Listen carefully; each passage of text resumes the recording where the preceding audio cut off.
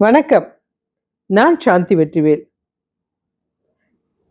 நான் இன்னைக்கு சொல்லப் போறது 3 கோவில், 3 தெய்வம் வடிவமைச்சது ஒரே சிற்பி. அந்த கதைய தான் நம்ப தெரிஞ்சுக்க போறோம். உங்களுக்கு மேலேயே போட்டிருக்கேன். சிக்கல், எட்டுக்குடி, எண்கண் முருகன். இது 3மே வடிவமைச்சது ஒரே சிற்பி. எந்த காரணத்துக்காக இவர் வடிவமைச்சாரு? அதனால அவருக்கு என்ன பிரச்சனை வந்தது?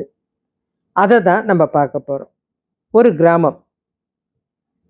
அந்த இடத்துல ஒரு முனிவர். அவரு முனிவர் கிடையாது. அவர் இளைஞர் தான். ஆனா, எப்பவும் கண்ண மூடி உட்கார்ந்து, ஓம் சரவண பவான்ற மந்திரத்த மாத்திரம் சொல்லிக்கிட்டே இருப்பாரு.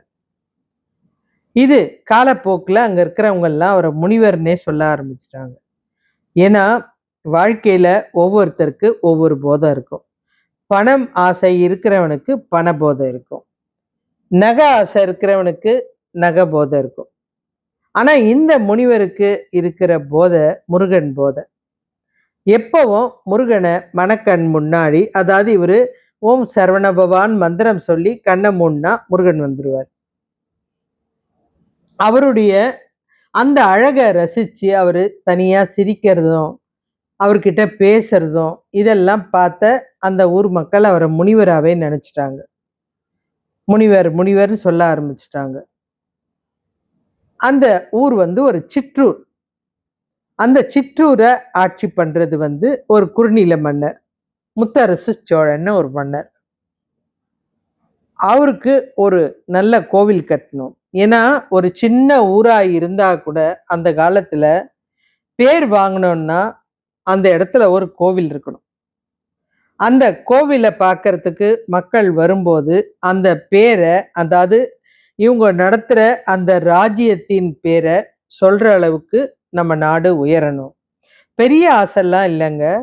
ஒரு கோவில்னால நம்ப ஊருக்கு பேர் வரணும். இது எவ்வளோ பெரிய ஒரு சக்தி வாய்ந்த விஷயம்.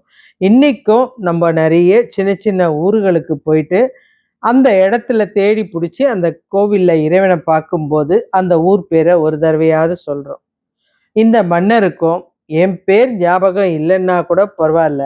என் ஊர்ல ஒரு கோயில் இருக்கணும். அந்த கோவில்ல இதுவரைக்கும் யாரும் பார்க்காத ஒரு சிலை இருக்கணும்.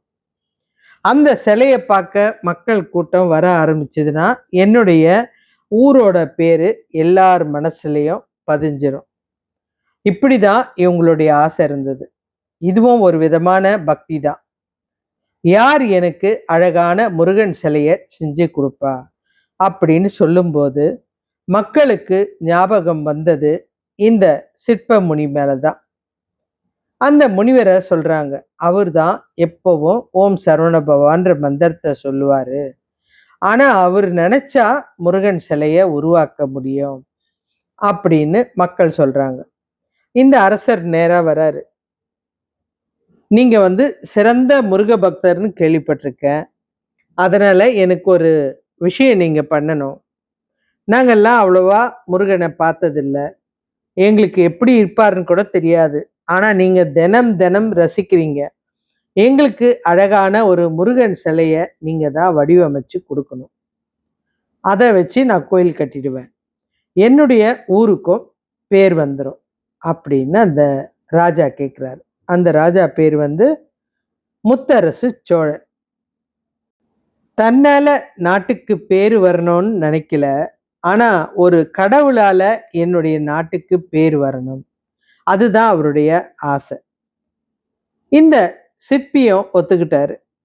ஏன்னா இவரு முருகன செய்யணும்னும் போது தினம் தினம் பார்க்கிறவரு. கண்டிப்பா இது ஏதோ கடவுள் நம்மளுக்கு குடுக்குற ஒரு வேலை. அத நம்ம செய்வோம். கண்டிப்பா வருதோ வரலையோ அத பத்தி கவலை இல்ல. அத அவன் பார்த்துப்பான். அப்படின்ற நம்பிக்கையோட அவரு சரி செய்றேன் அப்படின்ட்டாரு. அவரு வடிவமைக்கிறாரு அந்த முருகன் சிலைய. ரொம்ப அருமையா வந்துருச்சு. எல்லாரும் ஊருக்குள்ள அந்த முருகன் சிலைய பத்தி பேசுறாங்க. இவ்ளோ அழகா இருக்காரே முருகன். இந்த அழகு எங்கேயுமே நம்ம பார்க்கல இதுவரைக்கும். எவ்ளோ அழகு அந்த சிலையில. அந்த அந்த சிலை கிட்ட போனாலே உயிரோட்டமா இருக்குது. நம்மள பார்க்குற மாரி இருக்கு. இந்த பேச்செல்லாம் அரசருக்கு கேட்க கேட்க இந்த சிற்பி ஏன் வர்றது, நம்மளே போய் பார்த்துடலாம் அப்படின்னு அந்த இடத்துக்கே நேரா வந்துட்டார். அவர் சிற்பம் பண்ணிட்டு இருக்காருல, அந்த இடத்துக்கு வந்துட்டாரு இந்த முத்தரசர். வந்ததுமே பார்த்ததும் பிரமிச்சு போயிட்டாரு.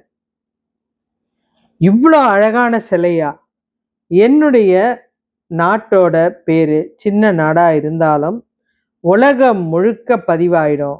இனி இதை அழிக்கவே முடியாத ஒரு விஷயம் அப்படின்ட்டு அந்த அரசருக்கு பயங்கர சந்தோஷம். இந்த அரசர் சொன்னதுனால தான் இந்த சிற்பி இந்த சிலையை உருவாக்குனாரு. அந்த சிலையை வச்சு தான் முதல்ல சிக்கல் சிங்காரவேலன் கோவில்ல இந்த முத்தரசர் சோழன் கோவில் கட்டினார். சிக்கல்ல இருக்கிற சிங்காரவேலர் இந்த சிற்பி உருவாக்குனது தான். உருவாக்கி முடிச்சதுமே அரசருக்கு பயம். இது போல வேறு சிலைய இந்த சிற்பி உருவாக்கிடக்கூடாது. என்னுடைய நாடு பெற்ற பெருமைய வேற எந்த நாடும் பெறக்கூடாது அப்படின்னு சொல்லிட்டு அவருடைய வலது கட்டை விரலை வெட்டிட்டார். சிற்பிக்கு அதை பத்தி கவலை இல்லை. நான் இவ்வளோ நாள் மனசுல ரசிச்சு அந்த வணங்கின அந்த இறைவனை நான் அழகா வடிவமைச்சிட்டேன். என்ன அழகு அந்த முருகன்! என்ன போல எல்லாருக்கும் அருள் புரியணும் அப்படின்னு நல்லதுதான் நினைச்சாரு. ஆனா அவருடைய கட்டை விரல் அரசரால பறிக்கப்பட்டுடுச்சு. அந்த முனிவருக்கு அதுக்கப்புறம் அந்த ஊர்ல இருக்க பிடிக்கல. அப்படியே மெதுவா நடந்து போயிட்டாரு. அந்த கட்டை விரல் இல்லை.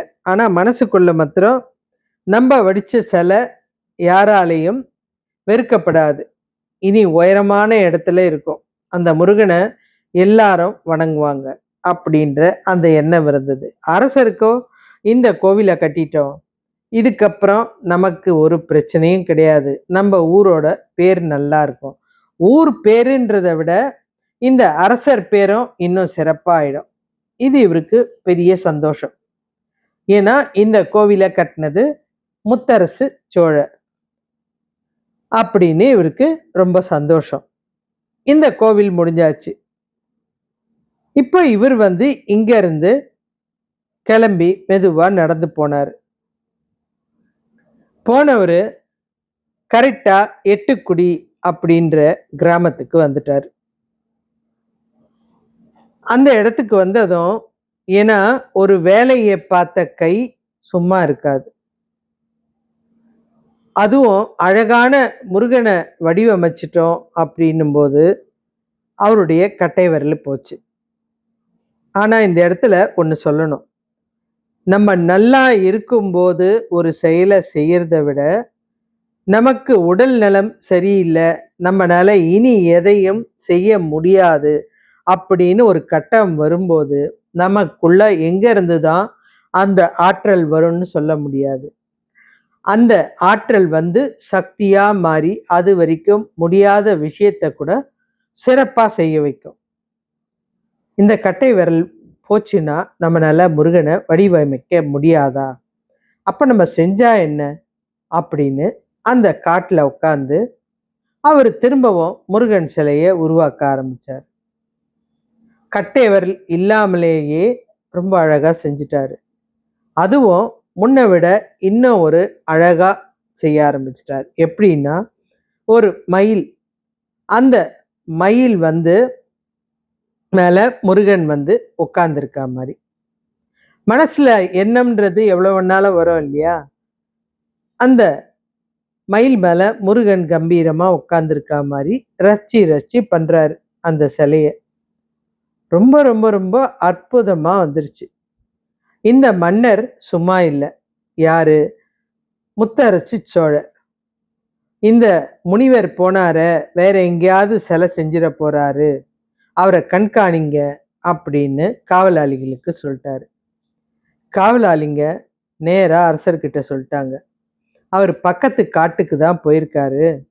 ஆனா அந்த காட்டுலயும் சும்மா இல்லை, ஏதோ சிலை வடிவமைக்கிறாரு, என்னன்னு தெரியல அப்படின்னு மறைஞ்சு பார்த்தவங்க ஒரு நாள் அரசர்கிட்டயே சொல்லிட்டாங்க.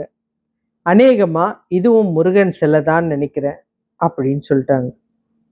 அவ்வளோதான். அரசருக்கு பயங்கர ஆச்சரியம். எப்படி கட்டை விரலையும் எடுத்தாச்சு, கட்டை விரல் இல்லாம எந்த செயலையும் செய்ய முடியாது. இவர் எப்படி செஞ்சாரு? அதனால அந்த சிலைய நீங்க இங்க எடுத்துட்டு வந்துருங்க அப்படின்னார். அந்த முனிவரையும் அப்படியே கூட்டிட்டு வாங்க அப்படின்னார். இவங்க சொன்னாங்க, இல்ல அரசே, நம்ம போய் அந்த சிலைய பார்க்கறது தான் நல்லது. ஏன்னா முனிவரை கூட்டிட்டு வர்றோம், இல்ல அந்த சிலைய கொண்டு வர்றோம். ஏதாவது சேதாரமாச்சுன்னா நமக்கு திரும்பி அந்த சிலை கிடைக்காது அப்படின்னு சொன்னதும், அதுவும் சரிதான்னு இந்த வாட்டி அரசரே வந்துட்டாரு. ஒளிஞ்சிருந்து பார்க்குறவரு சரியா அந்த வீரர்களை அனுப்புறாரு. ஏன்னா அவரு முடிக்க போற நேரம். அந்த சிலைய தத்ரூபமா முடிச்சிட்டாரு. அரசர் பார்க்கும்போது ஒரு ஆச்சரியமான காட்சி இந்த வாட்டி கண்ல தெரியுது. முதல்ல செஞ்ச அந்த முருகன் சிலையில உயிர் இருந்தது. ஏன்னா உயிர் அது இருந்ததுன்னா முருகனுக்கு மூச்சு வாங்குறது நல்லா தெரிஞ்சுது. அது உயிரோட இருக்கிற சிலை. முருகனே எதிர்க்க நின்னா எப்படி இருக்குமோ அதுதான் சிக்கல்ல இருக்கிற முருகன் சிலை, கருவறையில இருக்கிற முருகன் சிலை. 2வது முருகன் ஆச்சரியம் இவர் பண்ணது மயில் மேல. இந்த காவலாளிகள் பார்க்கறாங்கன்னதுமே மயில் பறக்க ஆரம்பிச்சது. அந்த ரெக்கைய விரிச்சு பறக்க போது அரசர் எட்டிப்பிடி எட்டிப்பிடி அப்படின்னு கத்தினாரு. உடனே இந்த காவலாளிகள் ஓடி போய் அந்த மயிலோட 2 கால்களையும் பிடிச்சு அப்படியே அது பலம் கொண்ட மட்டும் முருகனோட பறக்க தொடங்குது. அதுவும் 6 தலை 12 கரங்களோட அந்த முருகன் சிலையை சுமந்து அந்த மயில் பறக்குது. அப்ப இது எவ்வளோ ஒரு ஆச்சரியமான விஷயம் பாருங்க. அந்த காலை பிடிச்சு அவங்க வைக்கும்போது அந்த கால் தரையில வைக்க மாட்டேன்னுது. அந்த மயில் பறக்க தான் போறேன்னுது. அந்த காவலாளிகள் அந்த காலை கெட்டியா பிடிக்கிறாங்க. அதனால அந்த மயிலோட கால் சின்னதா காயம் ஏற்பட்டது. அதுக்கப்புறம் அது டக்குன்னு சிலையா மாறிடுச்சு. இன்னைக்கும் எட்டுக்குடிக்கு போனீங்கன்னா அந்த முருகன் மயில் மேல இருப்பாரு. எல்லா இடத்துலயும் ஒரு பிரமிடு இருக்கும். அதாவது ஒரு மேடை மாதிரி ஒண்ணு இருக்கும். அது மேலதான் சிலை நிற்கும். ஆனா இந்த கோயில்ல போய் பார்த்தா அந்த மயில் மேல முருகன் இருப்பாரு. மயிலோட 2 காலும் எந்த இடத்துலயும் ஊனாது. அதுக்கு எந்த பேலன்ஸும் கிடையாது. அந்தரத்துல தான் நிற்கும். ஒரு கால்ல காயம் இருக்கும். ஏன்னா அது இந்த காவலாளிகள் பிடிச்சதுனால. அந்த சிலையை பார்த்ததுமே அரசருக்கு அந்த இடத்துலயும் ஒரு கோயில் கட்டினார். எட்டுக்குடி முருகன் கோவில் கட்டினதும் இதே அரசர் தான், முத்தரசு சோழர் தான். அப்ப அவருக்கு சந்தோஷம்தான். ஆனா உள்ளுக்குள்ள என்னன்னா, இந்த முனிவரை சும்மா விடக்கூடாது. சிக்கல்ல பண்ணும்போதே நம்ம சொன்னோம், வேற எங்கேயும் பண்ணக்கூடாதுன்னு. அதுக்கப்புறம் எட்டுக்குடியில போய் பண்ணி அந்த முருகன் சிலை பறக்குதுன்னா இவருக்கும் முருகனுக்கும் ஏதோ சம்பந்தம் இருக்கு. முருகன் அவர் கூட கனெக்ஷன்ல இருக்காரு. அவர்கிட்ட அவர் பேசுறாரு. அவர் வடிவமைக்கல, முருகனே நின்னுடுறாரு. இவர் யாருன்னே தெரியலையே, இவ்வளோ ஒரு மகானா இருக்காரு. இவரை இதுக்கப்புறம் நம்ம உயிரோட விடக்கூடாதுன்னு நினைக்கும்போது அந்த 2 முருகன் சிலையை யோசிக்கிறாரு. இந்த 2 வாய்ப்பும் ஏற்படுத்தி கொடுத்தது இவர்தான். இருந்தாலும் வாழ்ந்துட்டு போட்டோம், கண் இருந்தா தானே முருகனை வடிவமைக்க முடியும் அப்படின்னு 2 கண்ணையும் பறிச்சுட்டாரு. எல்லாமே பக்தி வெறிதான். அவருக்கு என்னன்னா வேற எங்கேயாவது போய் செஞ்சிடக்கூடாது. இந்த 2 இடத்த பார்த்ததுமே நம்ம கட்டிட்டோம், கோவில் கட்டிட்டோம். 2 கோவிலையும் கட்டினது இவர்தான். அடுத்தது எந்த இடத்துலயும் இவர் கோயில் கட்டக்கூடாதுன்னு கண்ணை பறிச்சுட்டாரு. இவருக்கு எங்க போறதுன்னே தெரியல. அந்த சிற்பிக்கு இவருக்கு விரல் வெட்டும் போதும் அழுக வரல. கண்ணு எடுக்கும் போதும் அதுக்காக வருந்தி அழல. யோசிக்கிறாரு.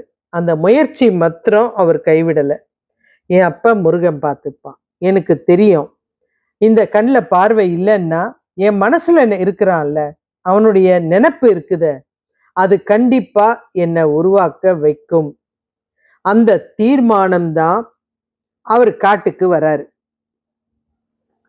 இந்த அரசர் இவரை கண்காணிக்காம இருக்கல. காட்டுக்கு வரும்போது அவருக்கு ஒவ்வொரு பாறையா தடவி பார்க்குறாரு. இதுல செய்ய முடியுமா முருகனை, இதுல செய்ய முடியுமா? அந்த பழக்க தோஷம் எது வேணான்னு சொல்றோமோ அது நமக்கு வரும். அது வர்றதை விட முன்ன விட சிறப்பாக தான் வரும். அந்த மாதிரி இவர் தடவிக்கிட்டு இருக்கும்போது அந்த பக்கம் ஒரு சின்ன குழந்தை, பெண் குழந்தை வருது. என்ன தாத்தா, ஏன்னா இப்போ அவருக்கு கொஞ்சம் வயசாயிடுச்சு. என்ன தாத்தா என்ன பண்ற அப்படின்னு கேக்குது. இல்லடா, எனக்கு முருகனை வடிவமைக்கணும், நான் பண்ணி தரட்டா அப்படின்னு கேக்குது. தாராளமா செஞ்சு கொடு, என் கைய பிடி, கரெக்டா பிடிச்சின்னா நான் ஒளிய எடுக்கிறேன், நான் சரியா வடிவமைச்சிருவேன், எந்த எந்த இடத்துல எது எது வருதுன்றத மத்தன எனக்கு சொல்லிக்கிட்டே இரு போதும் அப்படின்ட்டார். இந்த குழந்தை சொல்ல சொல்ல இவரு அந்த ஒளிய வச்சு செதுக்க ஆரம்பிச்சிட்டாரு. முருகன் சிலை பயங்கர அற்புதமா கண்ணு தெரிஞ்சு செய்யும் போது விட, ஒரு விரல் இழந்து செய்யும் போதை விட, 2 பார்வையும் இல்லாதப்போ வர்றது ரொம்ப ரொம்ப பிரம்மாண்டம். இவர் அந்த சிலைய செஞ்சுக்கிட்டே இருக்காரு. செய்யும்போது பார்த்தா அந்த உளி இந்த குழந்தை காமிக்குது. இந்த இடத்துல மூக்கு வைக்கணும், இந்த இடத்துல தலை வரணும் அப்படின்னு அது ஒன்று ஒன்றா சொல்ல சொல்ல இவர் செய்கிறாரு. கண்ணு திறக்கிறது மாத்திரம் கடைசியாக தான் செய்யணும். ஏன்னா எப்போவுமே சில முழுக்க முடிஞ்ச அப்புறம்தான் கண் திறப்பு நடக்கும். அந்த கண் திறப்புக்கு சரியா அந்த குழந்தைகிட்ட கேட்குறாரு. அம்மா, குழந்தை குழந்தை இந்த முருகனுக்கு கண் திறக்கணும் அப்படின்றாரு. தாத்தா, நான் விரல் வைக்கிறேன், அந்த இடம்தான் கண்ணு அப்படின்னு குழந்தை அந்த குழந்தை கடவுளே வடிவா வந்த மாதிரி இவருக்கு உதவி செய்யுது. கரெக்டா அந்த கண்ணு இருக்கிற இடத்துல அதனுடைய கையை வைக்குது. இப்ப ஒளிய எடுங்க தாத்தா அப்படின்னு சொன்னதுமே இவர் ஒளியால அந்த கண்ணை செதுக்கிறதா நினைச்சு அந்த குழந்தையோட கை மேல பட்டுடுச்சு. அதுல இருந்து ரத்தம் பீறிட்டு இவருடைய கண்ணு மேல பட்டு கண் நல்லா தெரிய ஆரம்பிச்சிருச்சு. இந்த அற்புதத்தை பார்த்ததுமே அவருக்கு ரொம்ப ஆச்சரியமா இருந்தது. இத மன்னரும் பின்னாடி இருந்து பார்த்துட்டு இருக்காரு. அந்த குழந்தை அடுத்த நிமிஷமே அந்த இடத்துல இருந்து மறைஞ்சிருச்சு. இவருக்கு கண் பார்வை வந்ததுமே அதை விட முருகனுக்கு கண் கொடுக்கணும் அப்படின்ற எண்ணம் தான் அவருடைய மனசுல இருந்துச்சு. அந்த கண்ணை உருவாக்குனதுமே முருகன் அவர் எதிர்க்க நேரடியா காட்சி தராரு. இத பார்த்த அரசருக்கு மகிழ்ச்சி தாங்க முடியல. முருகனே இவர் வடிவமைக்கிற சிலையிலெல்லாம் உயிரோட்டமா வெளியில நிக்கிறாரு.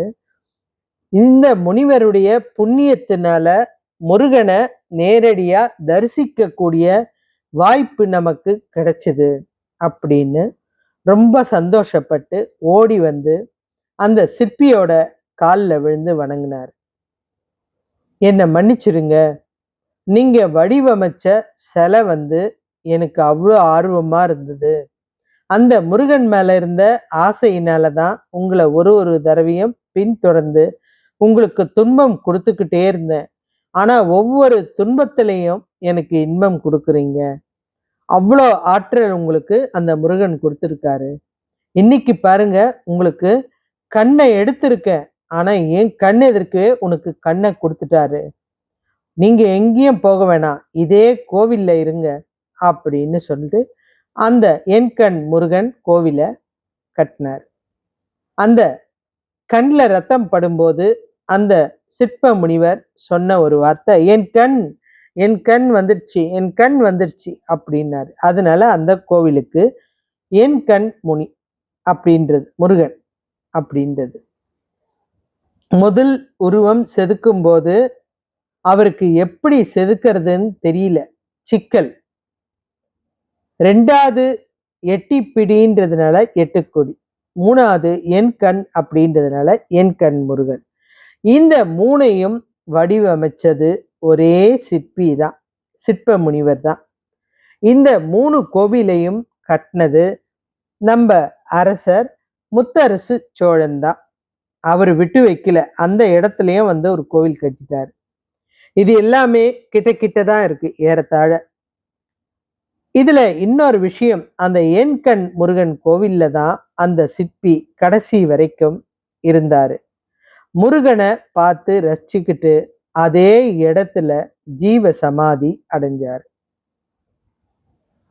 இந்த மகான் ஜீவ சமாதி இன்னைக்கும் எட்டுக்குடி சுப்பிரமணிய கோவிலுக்கு இடது புறம் இருக்கிற சமாதி தான் இவருடையது. அந்த கோவில் வளாகத்துக்குள்ள நுழையும் போது இடது பக்கம் இந்த சித்தருடைய ஜீவ சமாதி இருக்கும். இந்த 3 கோயிலும் கட்டினது இந்த அரசர் தான். இன்னைக்கும் அது அந்த கோவில் கல்வெட்டுல எழுதியிருக்கும். இந்த 3 கோவிலையும் ஒரே நேரத்துல, அதாவது ஒரே நாள்ல தரிசிக்கிறது. ஒவ்வொரு கோவிலுக்கும் 3மே உயிரான முருகன், உயிரோட இருந்து கருவறையில இருக்கிற முருகன்.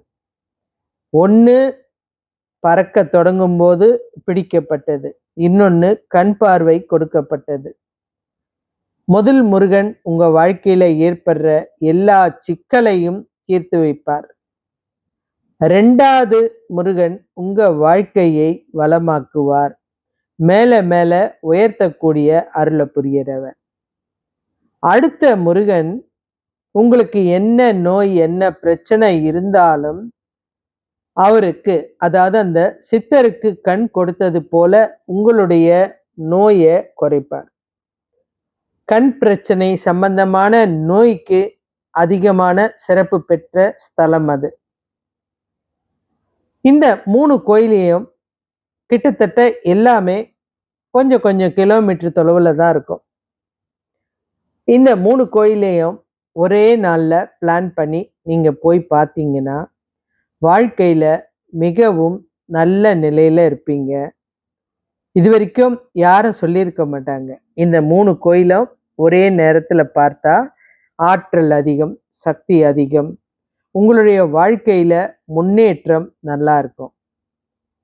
சில விஷயம் நமக்கு தெரியவே தெரியாது, யாராவது ஒருத்தர் சொல்லும் போதுதான் நமக்கு தெரியும். கண்டிப்பா வாழ்க்கையில இது மாதிரி ஸ்தலங்கள்ல நம்ம போனோம்னா உடனே வரக்கூடாது. கண்டிப்பா நிதானமா அந்த கோவில் முருகனை தரிசிச்சு பார்த்து அந்த இடத்துல உட்கார்ந்து கொஞ்ச நேரம் நீங்க வந்து அங்க இருக்கிற சக்தியை பெறணும்.